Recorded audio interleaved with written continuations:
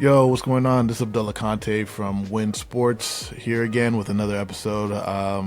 Talking more Commanders. Obviously, big night tonight for the Wizards. It's John Wall night overall, but not much happening on the exciting take from the Wizards side of things right now. So I'm still here talking football.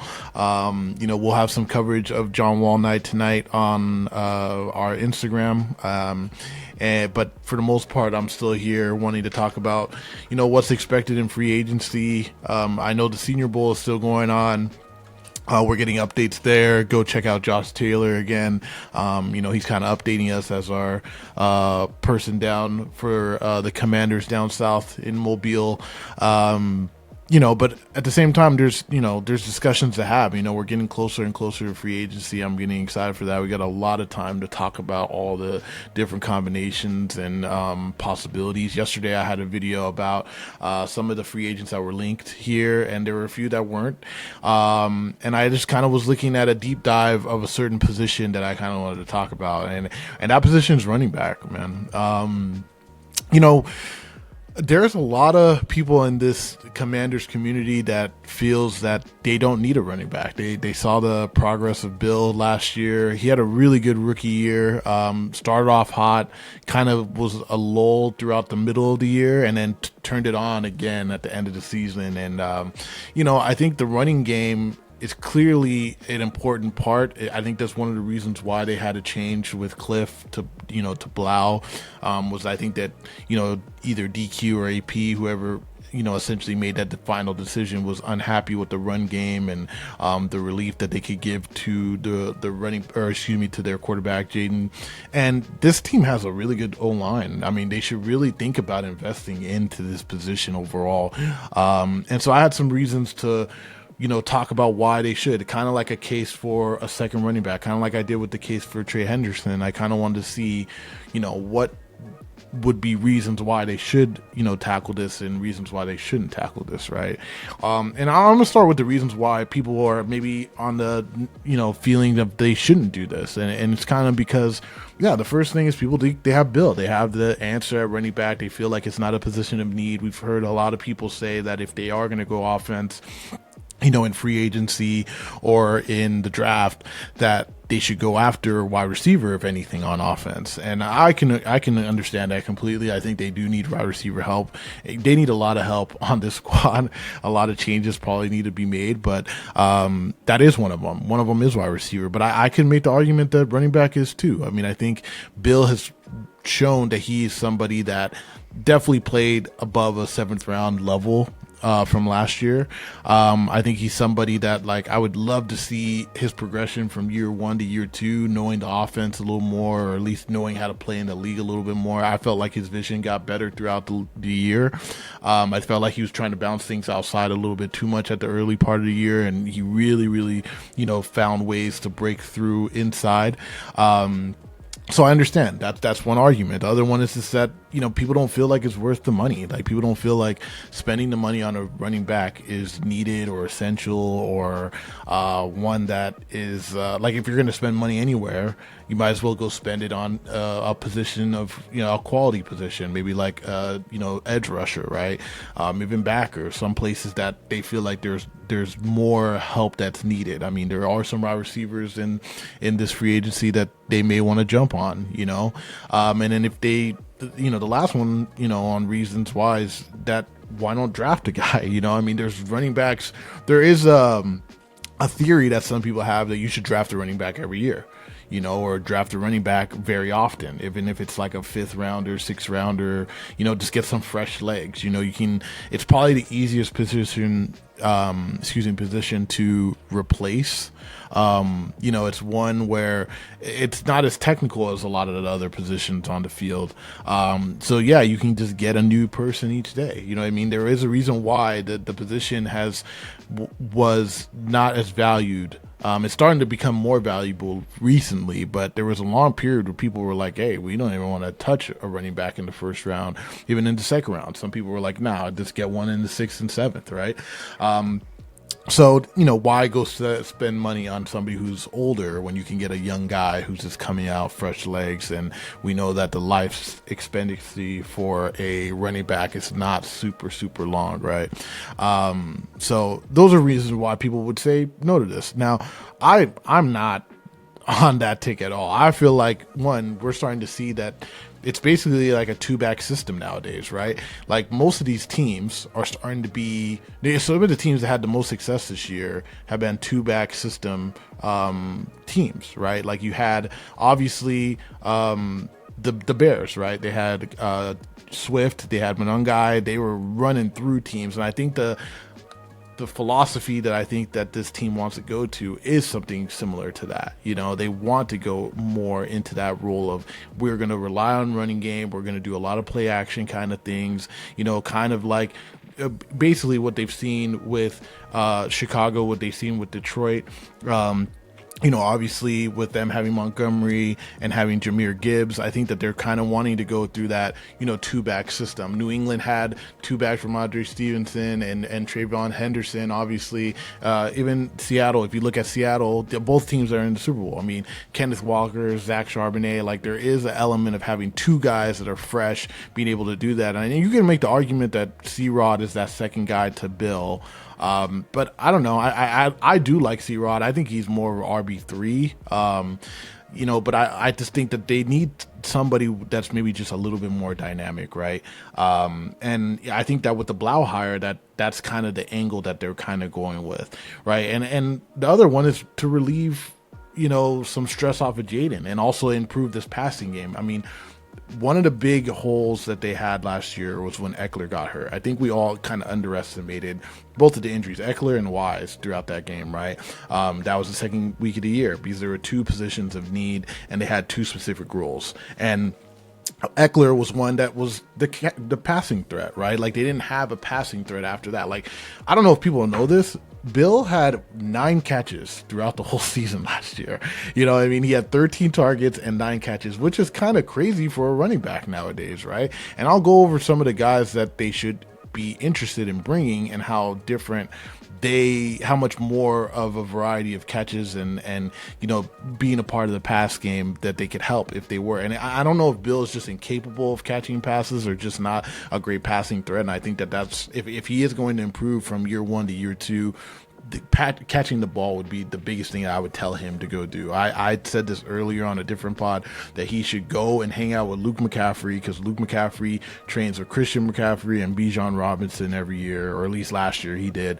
He should hide in his suitcase and go with them and train with them if he can, because those are two guys that you would definitely want to mimic your game like. If you want to take that role from being one of the backs to being that 1A back, right?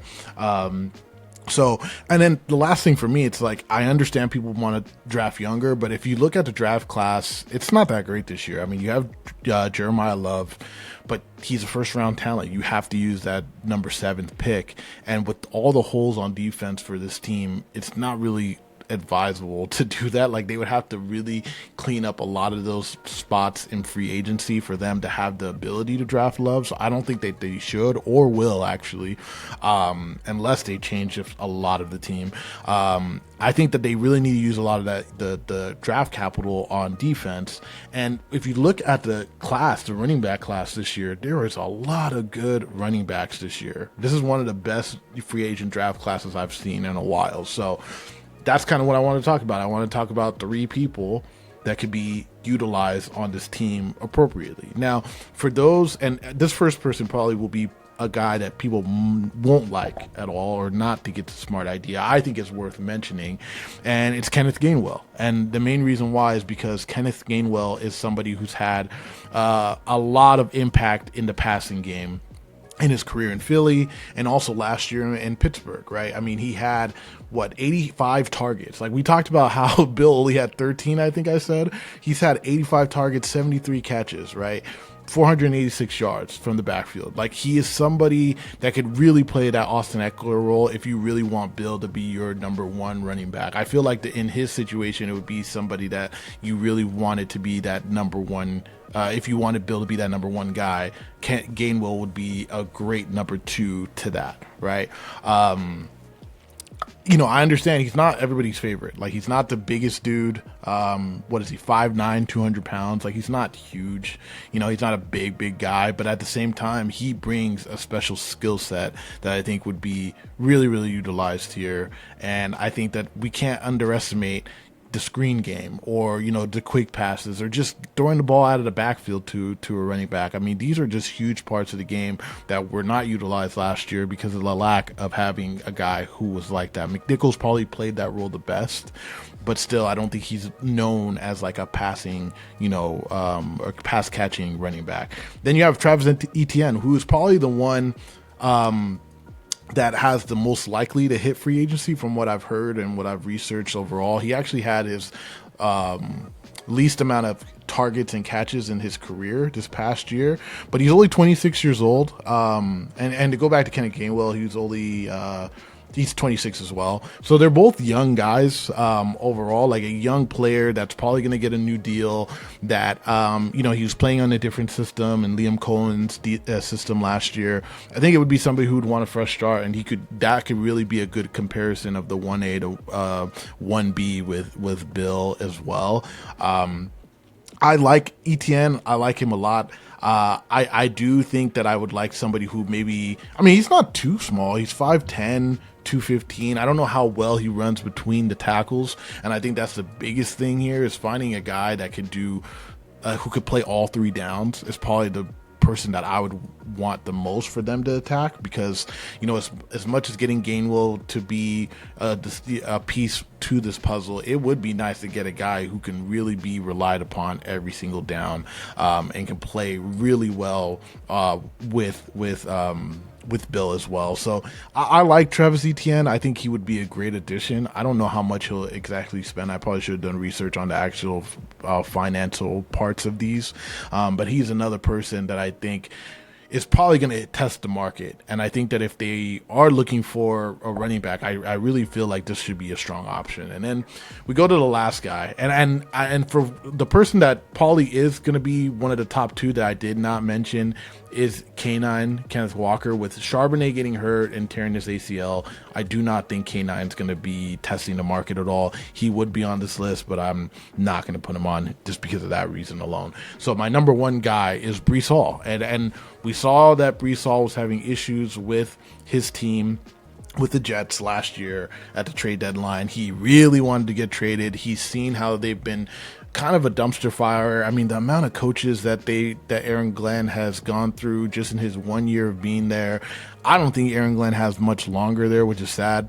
I liked him as a player, and I thought he would do fairly well there, but it's just been kind of a dumpster fire so far. And the fact that Dante Moore didn't come out of to the draft this year, they're not going to be able to get their quarterback.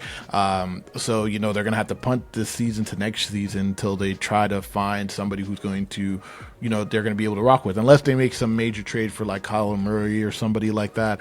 But the vibe I get is Breece Hall wants out. Now they can franchise tag him, which they potentially will, but it doesn't sound like he really wants to be there. And, the vibe I get from Eric Glenn is if you don't want to be there, see you later kind of thing. So they might let him walk, right? And they might do either a franchise tag or the transition tag, so they could match anybody who actually, makes an offer to him. But if I'm the Commanders, this is my number one person on the running back board.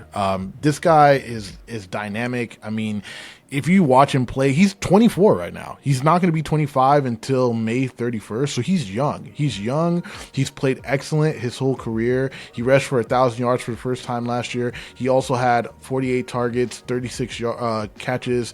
In his second year, he had 95 targets and 76 catches. He catches the ball out of the backfield very, very, very well. Out of all the players that I've talked about, he could catch it just as well as any of them.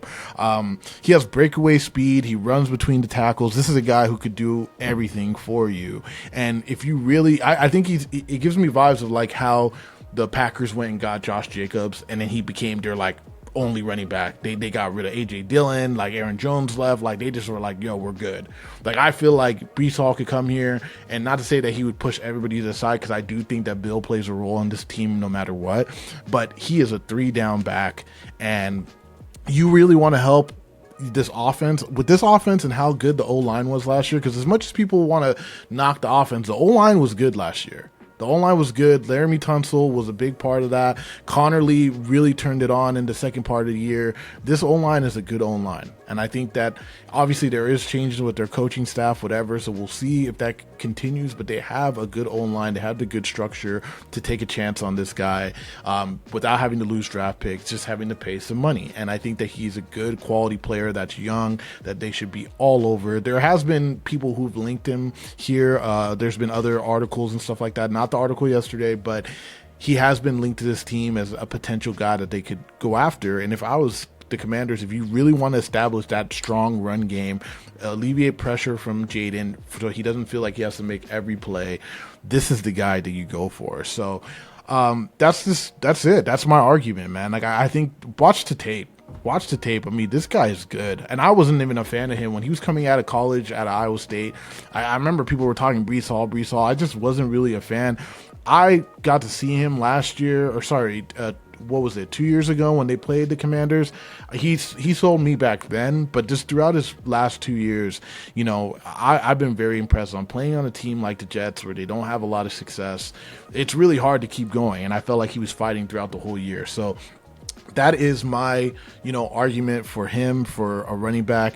Let me know what you guys think. You guys think signing another running back is not relevant and it's just not a running back league? I think that it's turning back into a running back league. It's like weird how trends go, and it's like, we fell out of love with running backs, and I feel like people are falling back in love with them. And hard-nosed running, as people start to go more into these nickel packages, it would be nice to get a hard-nosed runner that can also break free when you needed him to. I think Bill could be that, but I think you ensure that for sure having a guy like Breece Hall on this team. So let me know what you guys think. Thank you guys so much. It's been great, man, doing this. I feel like we've been getting more and more support from the community. Look, I'm a photographer that loves football. As much as I can talk about this and cover it, and we're at all the games, we're at all the we're at most practices, so we want to be able to give more coverage and better coverage as we move forward. But obviously, thank you guys for rocking with me. And if you got any questions or have any comments, feel free. Drop a like, drop a subscription, and feel free to jump in the conversation. All right, thank you. Peace.